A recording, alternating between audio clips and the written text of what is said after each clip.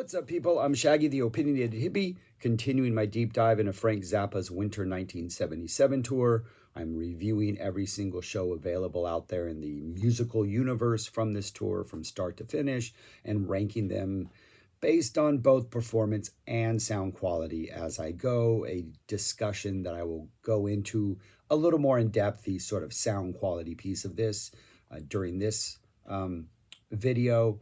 This is a tour in which we do not have any officially released shows available. In fact, we only have one complete song, A Trying to Grow a Chin, from a show we've not yet got to, I believe, plus bits and pieces of Broken Hearts and Frassels, the leather version of Trying to Grow a Chin. Pink Napkins, the guitar solo is from a Black Napkins, and then Leather Goods is a jam that happens between two songs. So that's all we have. We don't have officially released shows. So I'm going to talk about two shows today, 2/7 and 2/9, 1977.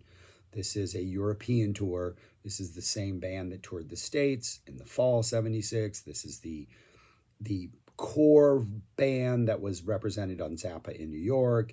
Eddie Jobson, Ray White, Terry Bozzio, Patrick O'Hearn, Frank on guitar.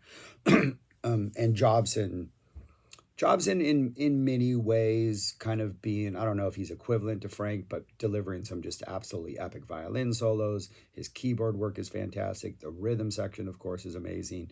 Ray White is probably the one person who's underused, but he does have moments in which he shines. But I want to talk about first the sort of tape trader's dilemma, or why I got into like acquiring tapes and trading tapes and doing that whole thing. Because one of these shows has probably the worst sound I've heard so far in this journey. It is the show from February 9th, 1977. This is a Hammersmith Odeon show in London. And just the sound was horrible. Just pretty atrocious. Put it on and it was like, Purple Lagoon is the first song. It's the first song in all these shows. I know it was Purple Lagoon. I can with my ears, of course, because that's what you hear with, you really pay attention. I'm like, oh yeah, they're playing Purple Lagoon. Maybe they're at the bottom of a huge well with lots of echoes, but I can clearly hear that this is Purple Lagoon. And then we go to Peaches, and it's just kind of rough sound. We get to Torture. It's just like, it's rough. It's hard to listen to. And I'm like, all right, I'm going to do this out of my due diligence to listen to every single show here and actually give an honest review of the show, even though I really can't see myself ever going back and listening to this show again. Then we get to the Pound for a Brown solo. There were 3 moments in every show, which are usually pretty you want to check out no matter what. It's the Torture solo, the Pound for a Brown solo, and the Black Napkin solo. So we get to the Pound for a Brown solo, and I'm like, okay, this is really good. I'm really enjoying this. Even though I can barely make out what's happening, I can tell that it sounds pretty interesting. That happens. Then we get to the Jones Crusher into My Guitar Wants to Kill Your Mama section, in which Frank has been dropping these little guitar-based jams, in which, for the most part, it's just him on guitar, but sometimes, as we'll find out, especially in later shows, the rhythm section will join in. And Jones Crusher ends, and Frank starts playing these riffs. I've seen set lists where people say that this is the Layla riff. It sounds like the Layla riff, but it also kind of sounds like it might just be like some Southern rock riff that flirts with the Layla riff. But anyways, it's a pretty fascinating little jam. It's only about 30 seconds long, but it's pretty interesting. But it's not enough for me to want to go back and listen to this show. We keep going through the show, and we get to Black Napkins. And Eddie Jobson does what Eddie Jobson always does. Awesome solo, super patient. We reach this really healthy peak. We kind of come back down, and then we patiently ride out until Frank steps up and starts soloing. And there was a solo, I think from the previous show, it might have been from the show a couple shows ago, a Black Napkin solo, in which Frank had this he sort of started off calm, jazzy, as Black Napkin solos are wont to do, kind of in a Pink Napkins type territory. And then the energy from that solo kind of started to peak and reach where the rhythm section came in. Bozzio and O'Hearn started to do a little more interesting stuff. It still stayed pretty playful. kind of jazzy, but it definitely got more intense and was going towards what felt like a natural peak.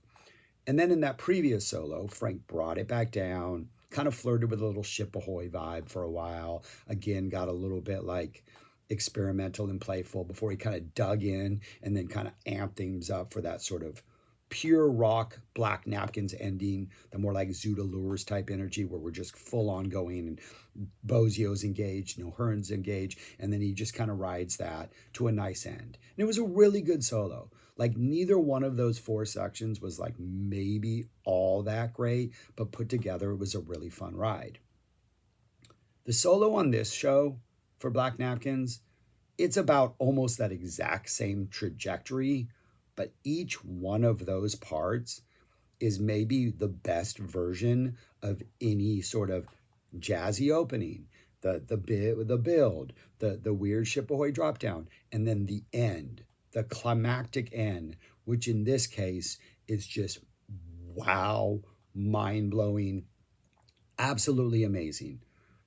The worst sounding show I have heard so far has the best Black Napkins of the tour. This is good. This is why people like me and other people around the world, we trade tapes. And people like what would happen back in the days, we did this through the mail. This is pre-internet. Somebody would send you a list of all their tapes and they would grade them. A minus, B plus, right? And as a tape trader, you get the A's first. And then if you're still interested, you get the B's. And finally, if you're obsessive, you get the C's. I eventually got this tape. I have this tape. Probably listened to it once because the sound was so bad. Probably should have listened to it more often because this Black Napkin solo is amazing. And it's like, I don't know whether to recommend this tape or not because it is an atrocious listen.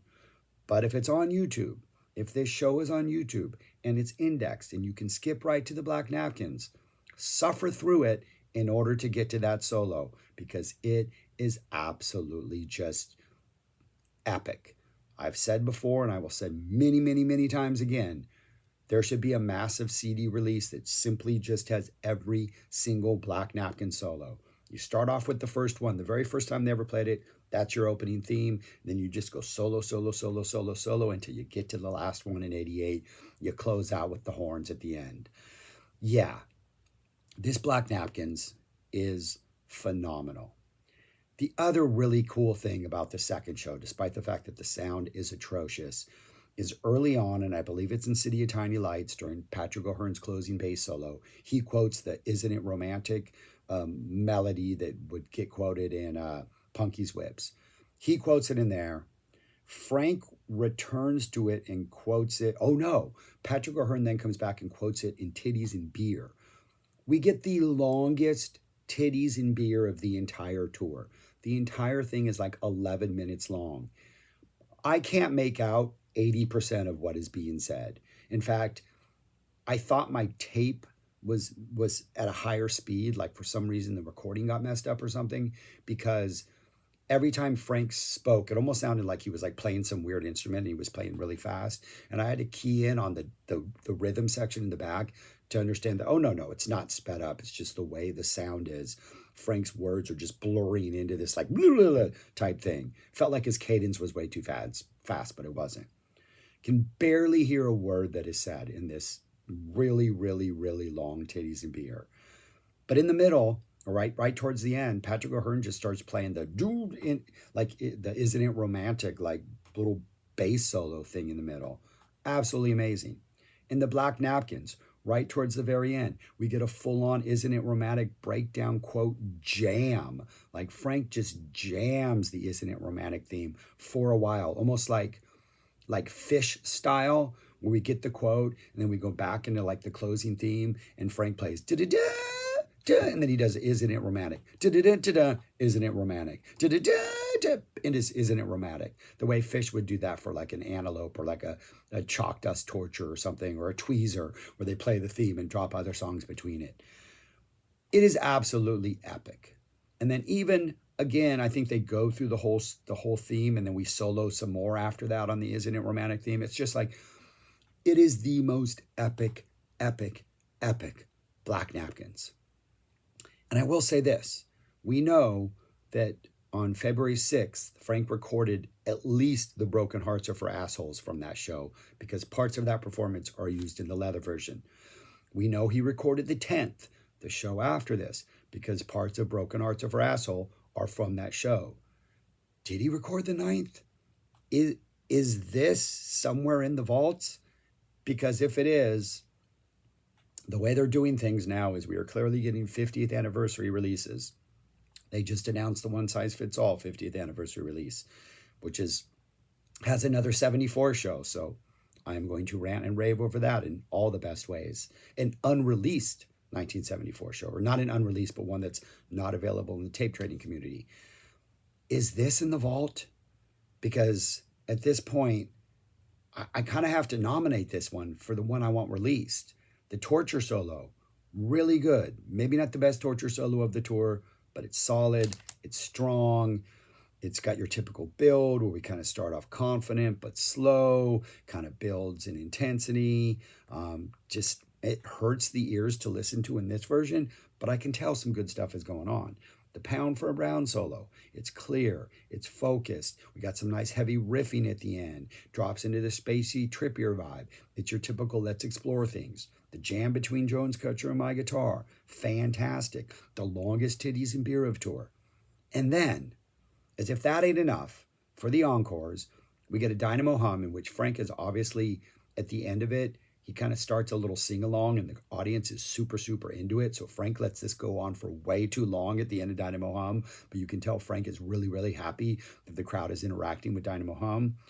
Then we get a camera, and he's talking a lot, which is really hard to make out.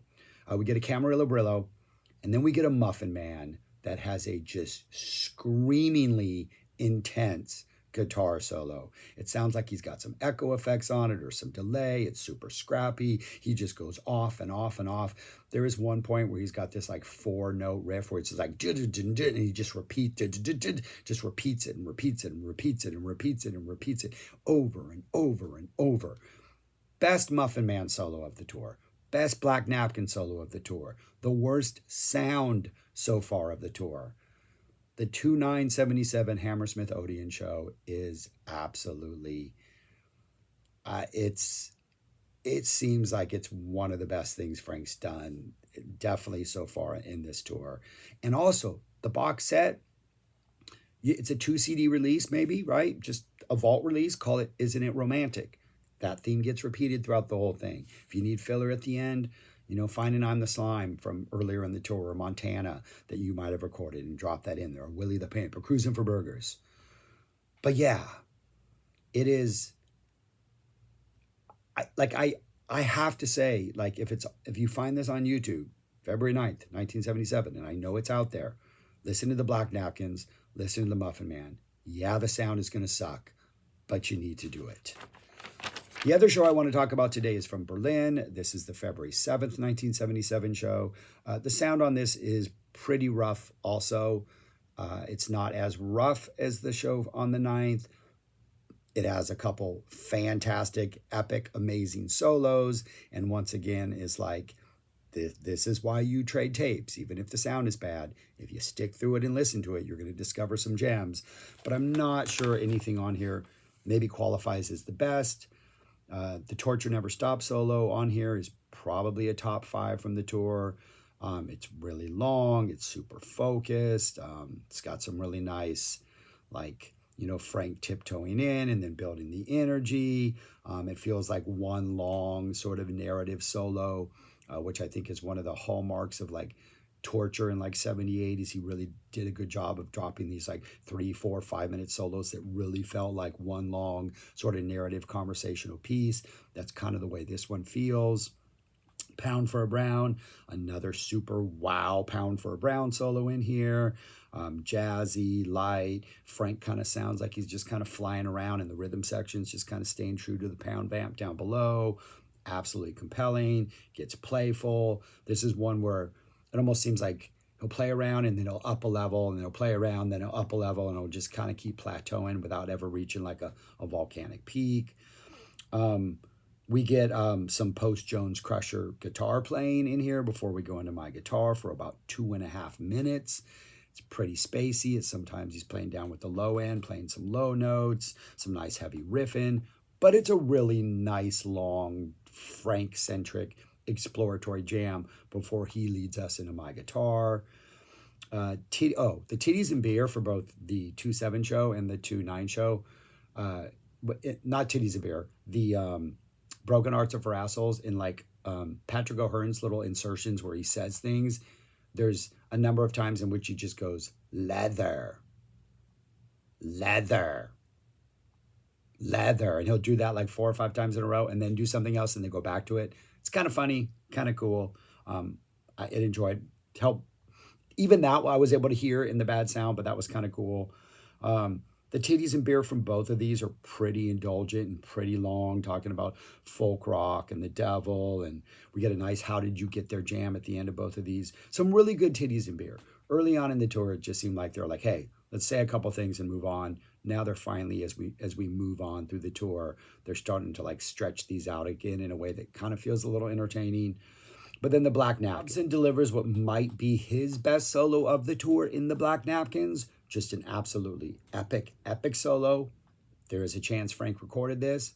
If you do a box set, drop this Black Napkins at the end of it because Jobson absolutely kills it. It's one of those where we're like slow build, really intense, slow kind of outro. There's early on, and I don't know if it's because of the sound of the tape or if it's the actual performance, but there really is this like smoldering King Crimson sort of like talking drum or like Mars slash what is the Devil's Triangle type build where you can feel just the rhythm section and Jobson kind of slowly up in the energy. Once they peak, you get that nice jazzy, calm sort of cool down. We're going to cuddle for a while before Frank takes over. Frank's solo feels kind of short. This is one of those solos. I've read a lot of reviews of this tour over the years. Did a bunch of reviews with a bunch of people back in the day. And there was a lot of people would be like, you know, you get a Jobson solo, you get a Frank solo. And a lot of like, Jobson might have won this one. Jobson's solo might have been better. And as much as I like Jobson solos, I think for the most part, I always thought, nah, what Frank does in Black Napkins, even if it isn't as long or as epic, just is always more interesting. Jobson won this one, hands down. Jobson took this one. He went home with the medal. This was absolutely fantastic. Then we get a Dynamo Hum in which Frank introduces himself once again with that I'm the older and more sinister version of. That's a joke that he puts a lot of names in. This time it's Paul McCartney. We get some conducted improv at the end of Dynamo Hum, some weirdness. And then we get a Camarillo Muffin Man with another just absolutely fantastic Muffin Man solo. Frank is really starting to kill these Muffin Man solos as this tour goes on.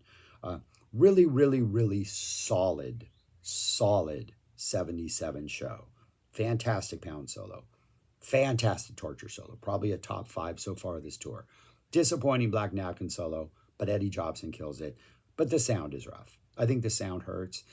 And I'm not sure the performances are good enough to justify listening to it, considering the sound, considering the other stuff we have from this tour, which might have solos that are equally good, but might also give you like a Cruisin' for Burgers or an I'm the Slime or something else.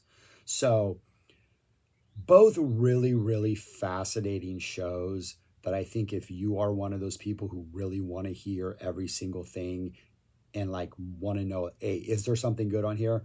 They're both worth checking out, and mainly the Black Napkins because Jobson kills it on the 7th. Frank delivers his best solo of the tour so far on the 9th. The sound, unfortunately, sucks on both of them. If I were going to rank these shows among all the others that I've done, that is where I have them. I probably have them higher than maybe where they should be sound-wise.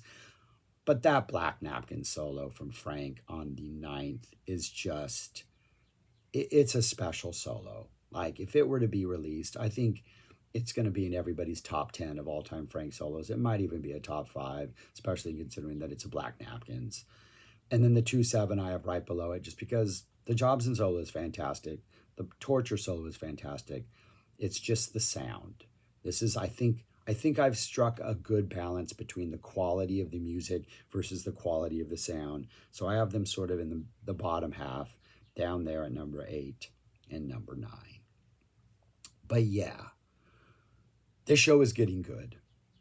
I've said this before, but trying to figure out what tour I'm going to do next, and I've decided that I have this ranked at number 22 when I ranked all of the tours, pretty much towards the bottom. I need to listen to 21 and figure out whether this is better at 21 and fine tune these adjustments. So I think this is going to be my starting point at this point. We're going to move out and get like a really, really accurate representation. And if it turns out I listen to 21 and it clearly is 22, I'm like happy with it, then we'll jump up to the top 5 and do something good. But for now, I'm absolutely loving this tour despite listening to pretty much the same songs over and over again, show after show after show. But yeah, I think that's all I got. I'm rambling a lot this time, but really, this really is about Black Napkins. I had Pound for a Brown as the MVP prior to these two shows. Black Napkins must have listened to those videos, and they're putting in their case right now for, hey, both Eddie and I are bringing it. So maybe Black Napkins. I'm bringing 2 people to the show, not just one. So, all right, I'm rambling. Thanks for watching. Let me know your thoughts on this show, other shows, 77, Frank, Black Napkins, all that kind of stuff. That's all I got. Peace. Talk to you later.